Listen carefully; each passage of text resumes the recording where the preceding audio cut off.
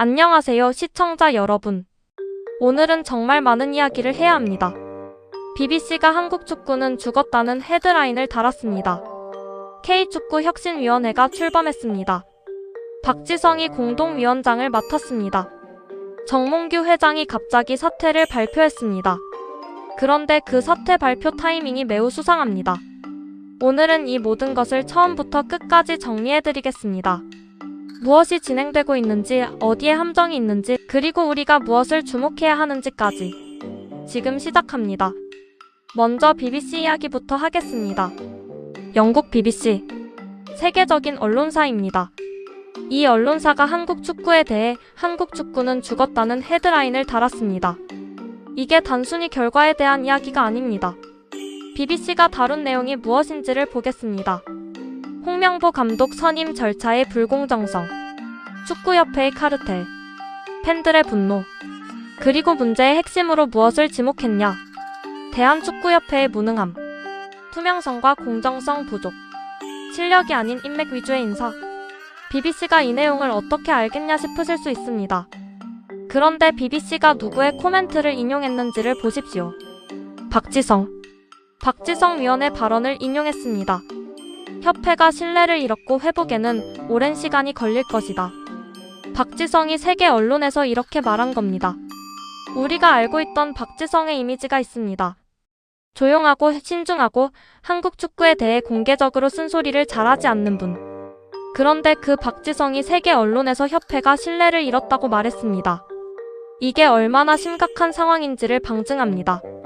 그리고 K축구혁신위원회가 출범했습니다. 추락한 한국 축구를 수습하고 재건하기 위한 조직입니다. 공동위원장이 누구냐? 박지성과 최희영 문화체육관광부 장관입니다. 이 조합이 무엇을 의미하냐? 박지성이 상징성을 가져갑니다. 국내외에서 가장 신뢰받는 한국 축구 출신 인물. 문체부 장관이 행정적 뒷받침을 합니다. 즉 정부가 이 개혁에 공식적으로 힘을 실어주는 겁니다. 이 두 사람이 공동위원장을 맡았다는 것 자체가 이번 혁신위가 이전의 립서비스와는 다르다는 신호로 볼 수 있습니다. 혁신위원회가 구체적으로 무엇을 하는 곳인지를 정리해야겠습니다. 새로운 축구협회를 만드는 게 아닙니다. 축구협회 운영 시스템 전반을 뜻하는 거버넌스 문제를 개혁하는 조직입니다. 거버넌스. 이 단어가 핵심입니다. 거버넌스가 뭐냐? 의사결정 구조. 누가 어떻게 결정을 내리느냐? 그 과정이 투명하냐? 책임이 명확하냐? 이런 것들을 포함하는 개념입니다. 혁신위가 다룰 핵심 과제가 세 가지입니다. 첫 번째, 의사결정 구조의 투명성 확보. 지금까지 대한축구협회의 의사결정이 얼마나 불투명했는지 우리가 이번 월드컵을 통해 확인했습니다. 감독 선임 과정, 전력 강화위원회 구성, 이 모든 것들이 투명하지 않았습니다. 두 번째, 책임 소멸성 문제 해결. 결정을 내린 사람이 책임을 지지 않는 구조. 이게 지금 협회의 가장 큰 문제입니다. 잘못된 결정을 내려도 아무도 제대로 책임지지 않는 구조를 바꿔야 합니다. 세 번째, 불공정한 회장 선거 제도 개혁. 이게 가장 핵심입니다. 회장 선거 제도 이야기를 좀 더 해야겠습니다. 지금 대한축구협회 회장 선거에 투표권이 있는 사람이 몇 명인지 아십니까? 약 190명입니다. 190명. 한국 축구 팬이 몇 명입니까? 수백만 명입니다. 축구 관련 종사자가 몇 명입니까? 수만 명입니다. 그런데 그 협회 회장을 결정하는 사람이 190명 정도의 간선제 체제입니다. 이 190명이 누구냐? 기존 축구 기득권 인사들입니다. 서로 아는 사람들입니다. 카르텔 안에 있는 사람들입니다. 이 구조에서는 기득권이 원하는 사람이 회장이 될 수밖에 없습니다. 외부 인사가 들어올 수가 없습니다. 이 구조 자체를 바꾸는 것이 혁신위의 핵심 과제입니다. 혁신위 명단을 살펴보겠습니다. 스포츠 산업행정 전문가인 김대희 교수, 제도법 전문가 유영근 변호사, 비판적 목소리를 내왔던 이영표 위원. 이분들의 합류가 의미 있습니다. 김대희 교수는 스포츠 거버넌스 분야의 전문가입니다. 실질적인 제도 개혁에 필요한 전문 지식을 가지고 있습니다. 유영근 변호사는 정관과 관련 법을 손볼 수 있는 법률 전문가입니다. 선거제도 개혁을 실제로 법적으로 실현하는 데 필수적인 인물입니다. 이영표. 이분이 합류한 것이 특히 의미 있습니다. 그동안 비판적인 목소리를 내왔던 분이 직접 개혁 조직에 참여했습니다. 한편 협회와 프로연맹 측 인사도 명단에 포함됐습니다. 김승희 전무 조현상 사무총장. 이 부분에 대해 의구심이 드실 수 있습니다. 기존 협회 인사가 왜 혁신위에 있냐는 거죠. 그런데 이게 완전히 배제하는 게 오히려 문제가 될 수 있습니다. 실행 주체가 협회이기 때문에 협회 사람이 아예 없으면 개혁이 겉돌 수 있습니다. 중요한 건 실세나 책임 있는 인물들은 제외하고 실행을 위해 필요한 실무진만 포함시켰다는 점입니다. 이 구분이 유지되는지를 계속 지켜봐야 합니다. 박지성이 왜 중요한지를 이야기해야겠습니다. 박지성. 한국 축구 역사상 가장 위대한 선수 중 한 명입니다. 맨체스터 유나이티드에서 뛰었습니다. 국내외에서 가장 신뢰받는 한국 축구 출신 인물입니다. 이분이 공동위원장을 맡았다는 것이 개혁의 진정성을 확보하는 데 결정적입니다. 기득권 입장에서는 박지성을 공격하기가 쉽지 않습니다. 박지성의 상징성과 국민적 신뢰를 무시하기 어렵습니다. 박지성이 과거에 한 말이 있습니다. 결과 못지않게 과정과 절차를 중시하는 시대가 되었다.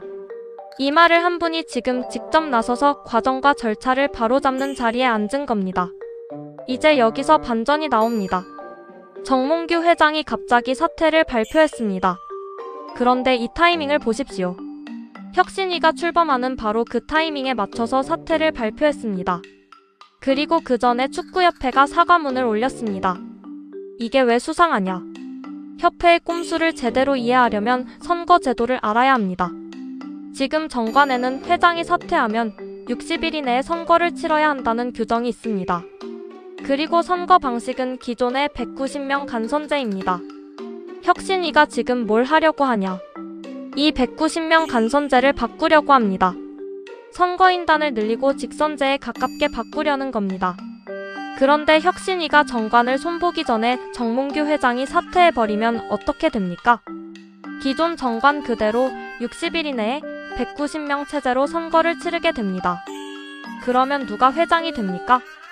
기존 기득권이 원하는 사람이 회장이 됩니다. 이게 협회의 꼼수입니다. 혁신위가 구조를 바꾸기 전에 선거를 치러버려서 기존 체제를 유지하려는 전략. 사퇴한다고 했는데 왜 꼼수냐고 하실 수 있습니다. 사퇴 자체는 좋습니다. 그런데 그 사퇴의 타이밍이 혁신위의 개혁 작업을 무력화하려는 의도로 읽힌다는 겁니다. 선거판 자체를 바꾸기 전에 선거를 치르겠다는 것. 이게 꼼수 중의 꼼수입니다. 사과문에서도 황당한 부분이 있었습니다. 사과문에서 피파형들이 있다는 뉘앙스를 풍겼습니다. 이게 무슨 의미냐? FIFA 규정상 외부 기관이 협회 내부 선거 과정에 개입하면 자격 정지 등의 제재를 받을 수 있습니다. 이걸 활용해서 문체부나 혁신위의 개혁 시도를 외부 간섭이라고 프레이밍하려는 겁니다. 피파가 있으니까 너희가 함부로 개입하면 우리가 국제기구에 호소할 수 있다는 경고를 사과문 안에 집어넣은 겁니다. 사과문이 아니라 선전포고입니다. 다행히 이 꼼수를 눈치챈 곳이 있습니다. 문체부와 대한체육회입니다. 이 기관들이 협회의 전략을 파악하고 빠르게 대응에 나섰습니다. 선거인단 수를 늘리고 직선제로 바꾸는 정관 개정을 서두르기 시작했습니다. 60일 안에 선거를 치르더라도 그 전에 정관을 바꿔버리는 방식입니다. 그리고 공동위원장을 교체했습니다. 최희영 문체부 장관에서 유승민 대한체육회 회장으로. 왜 이렇게 바꿨냐? 문체부 장관이 공동위원장이면 정부가 직접 개입한다는 프레임이 만들어집니다. 그러면 협회가 이걸 외부 정치 세력의 개입이라고 FIFA에 호소할 명분이 생깁니다. 그 명분을 없애기 위해 체육인 중심의 구조로 바꾼 겁니다. 유승민 대한체육회 회장은 전직 올림픽 금메달리스트이자 체육계 인물입니다. 정치 세력이 아니라 체육 세력입니다. 이 교체 하나로 협회의 FIFA 카드를 상당 부분 무력화했습니다. 박지성, 이영표, 박주호의 불출마 선언 이야기를 해야겠습니다. 세 분이 공식적으로 차기 회장 선거에 나가지 않겠다고 선언했습니다. 왜 이걸 먼저 선언했냐? 기득권 측에서 어떤 공격을 할 것 같습니까? 박지성이 회장하려고 이러는 거 아니냐? 이영표가 야심이 있어서 혁신을 외치는 거 아니냐?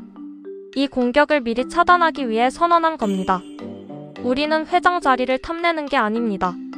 공정한 판을 짜주는 것이 목표입니다. 이 선언 하나로 기득권의 핵심 공격 카드가 사라졌습니다. 선수협회의 요구도 있습니다. 1인 1표 직접 선거권을 달라. 이 요구가 정당합니다. 한국 축구를 직접 뛰는 선수들이 협회 회장 선거에 발언권이 없는 구조. 이게 말이 됩니까? 190명의 기득권 인사들만 투표하는 게 아니라 선수들에게도 직접 투표권을 주는 것. 이게 진짜 민주적인 협회의 모습입니다. 이제 언론 플레이 이야기를 해야겠습니다. 지금 각종 언론에서 벤투 감독 지원 루머, 포터 감독 이야기 같은 것들이 쏟아지고 있습니다. 어떤 감독이 온다더라. 어떤 감독이 관심을 보인다더라. 이게 왜 지금 나오냐? 대중의 관심을 다른 곳으로 돌리기 위해서입니다. 사람 문제. 감독이 누가 오느냐? 이 이야기로 관심이 쏠리면 어떻게 됩니까? 정작 중요한 협회 내부 시스템 개혁, 선거제도 개혁에 대한 관심이 줄어듭니다. 이게 언플 즉 어텐션 플레이입니다. 감독 선임의 올바른 순서를 말씀드리겠습니다. 지금 감독 이야기가 나오면 안 됩니다. 올바른 순서가 있습니다. 첫 번째, 협회 내부 시스템 개혁. 거버넌스를 바로잡아야 합니다. 두 번째, 어떤 축구를 할 것인지 청사진을 그려야 합니다. 방향 없이 감독을 먼저 뽑으면 똑같은 실수가 반복됩니다. 세 번째, 회장 선거. 개혁된 선거 제도로 새 회장이 선출되어야 합니다. 네 번째, 그 회장과 새 지도부가 청사진에 맞는 감독을 선임합니다. 이 순서로 가야 합니다. 그런데 지금 언론은 네 번째 이야기만 하고 있습니다. 첫 번째, 두 번째, 세 번째를 건너뛰고 이번 개혁이 정말 성공하려면 얼마나 걸릴까요? 최소 10년이라는 이야기가 나옵니다. 10년. 이게 너무 길다고 느끼실 수 있습니다. 그런데 일본 축구가 지금 이 수준이 되기까지 몇 년이 걸렸냐? 20년 이상입니다. 인프라를 쌓고 시스템을 만들고 사람을 키우는 데는 시간이 걸립니다. 중간에 포기하거나 눈앞의 결과에 흔들려서 방향을 바꾸면 안 됩니다. 이걸 데스밸리라고 합니다. 개혁을 시작하고 결과가 나오기까지의 고통스러운 기간. 이 기간을 버텨내는 인내와 용기가 필요합니다. 박지성과 혁신위에 대한 기대와 우려를 함께 이야기해야겠습니다. 기대는 분명합니다. 박지성이라는 상징적인 인물이 나섰습니다. 이영표 같은 분들도 함께합니다. 문체부와 대한체육회가 지원하고 있습니다. 이전과는 다른 규모와 방향의 개혁 시도입니다. 그러나 우려도 있습니다. 기득권의 저항이 만만치 않을 겁니다. 60일 안에 선거를 치르려는 협회의 시도가 성공하면 개혁의 동력이 크게 꺾일 수 있습니다. FIFA 카드를 실제로 사용할 수도 있습니다. 협회가 FIFA의 외부 간섭을 호소하면 복잡해집니다. 그리고 언론이 계속 감독 이야기로 관심을 돌리면 대중의 관심이 분산될 수 있습니다. 우리가 무엇을 해야 하냐? 계속 관심을 가져야 합니다. 감독 루머에 관심을 빼앗기면 안 됩니다. 지금 중요한 건 시스템 개혁이고 선거제도 개혁입니다. 혁신위가 정관 개정을 제대로 하고 있는지, 협회의 꼼수 선거가 진행되지 않는지, 선수협회의 요구가 반영되는지 이것들을 계속 지켜보고 목소리를 내야 합니다. 마무리하겠습니다. BBC가 한국 축구는 죽었다고 했습니다. 그런데 저는 한국 축구가 죽었다고 생각하지 않습니다. 지금이 오히려 가장 중요한 기회입니다. 이렇게까지 처참한 결과가 나왔기 때문에 이제는 개혁의 명분이 더 강해졌습니다. 더 많은 사람들이 변화를 원합니다. 박지성이 나섰습니다. 이영표가 합류했습니다. 문체부가 움직이고 있습니다. 선수협회가 목소리를 내고 있습니다. 이 기회를 살려야 합니다. 기득권의 저항에 지지 않고 언론 플레이에 흔들리지 않고 시스템 개혁이라는 본질을 놓치지 않으면 10년 후에 한국 축구는 지금과 완전히 다를 수 있습니다. 그 10년의 시작이 지금입니다. 함께 지켜봅시다. 그리고 함께 목소리를 냅시다. 오늘 영상은 여기까지입니다. 구독과 좋아요, 알림 설정 꼭 부탁드립니다. 다음에 뵙겠습니다. 감사합니다.